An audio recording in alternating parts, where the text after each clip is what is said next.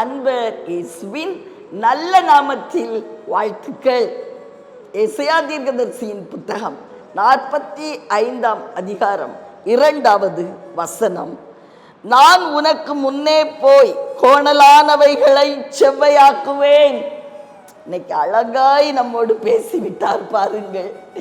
நான் உனக்கு முன்னாடி போய் என்னெல்லாம் கோணலா இருக்கோ எல்லாவற்றையும் நான் செவ்வையா மாற்றி உன் காரியத்தை முடிச்சு கொடுத்துருவேன்னு சொல்றாரு.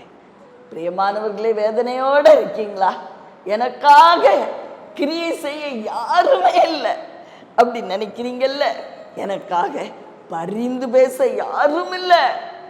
பிரியமானவர்களே, கர்த்தருடைய ஆவியானவர் இன்னைக்கு உங்களை பார்த்துதான் சொல்லுகிறார். உன்னுடைய ஆபீசர்கிட்ட நான் பேசணுமா? உன்னுடைய மேல் அதிகாரிகிட்ட நான் பேசணுமா? நான் போறேன்.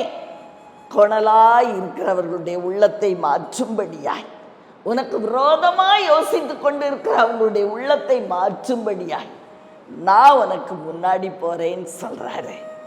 பிரியமானவர்களே, சில பிள்ளைகள் பெண் பார்த்துட்டு வந்துட்டு நல்ல பதில் இன்னும் வரலையே, மாப்பிள்ளை வீட்டார் இடத்துல இருந்து நல்ல பதில் வரலையே, யோசனையோடு இருக்கீங்கல்ல?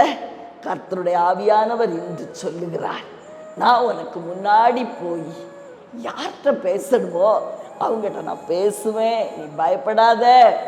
யார்கிட்ட பேசணுமோ பேசி, யாருடைய உள்ளத்தை மாற்ற வேண்டுமோ மாற்றி, யாரிடத்துல உனக்காக பரிந்து பேசணுமோ நான் பரிந்து பேசி, உனக்கு என்ன செய்யணுமோ அதை நான் செய்து முடிப்பேன்னு நமக்கு வாக்கு கொடுக்கிறார். நம்பிக்கையோடு இருங்க பிரியமானவர்களே. இன்னைக்கு நீங்க அவர் உங்களுக்காக கிரியை செய்யறத பாப்பீங்க.